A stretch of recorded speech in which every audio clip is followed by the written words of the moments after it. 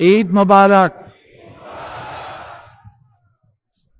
আজকে বাংলাদেশের প্রতিটি গ্রামে, প্রতিটি বাজারে,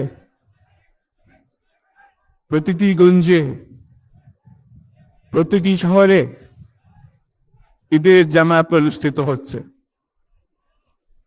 আমরা জাতির পক্ষ থেকে জামাতে যারা যেখানে শরীক হয়েছেন তাদেরকে ঈদ মোবারক জানাচ্ছি। একটু জোরে বলেন, তারা যেন সবাই শুনতে পায়।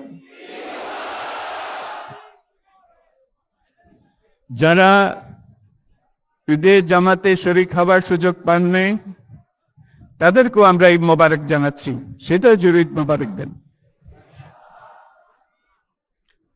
আমাদের মা বোনেরা, মহিলারা যারা ঘরে আছেন তাদেরকেও আমরা জাতির পক্ষ থেকে ঈদ মোবারক জানাচ্ছি।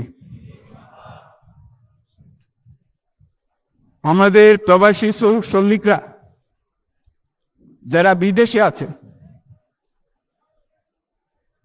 সারা বছর কষ্ট করেছে, আজকে হয়তো ঈদের জামাতে যেতে পারবেন কিংবা যেতে পারবেন না, কিন্তু জাতির পক্ষ থেকে আমরা তাদেরকেও ঈদ মোবারক জানাচ্ছি। যারা বাংলাদেশিরা আছেন পৃথিবীর বিভিন্ন দেশে, জাতির পক্ষ থেকে তাদেরকে আমরা ভুলে যাইনি, তাদেরকেও আমরা ঈদ মোবারক জানাচ্ছি। যারা হাসপাতালে আছে, রোগী বিভিন্ন কারণে ঈদের জামাতে যেতে পারেন নাই, তাদেরকেও ঈদ মোবারক জানালাম।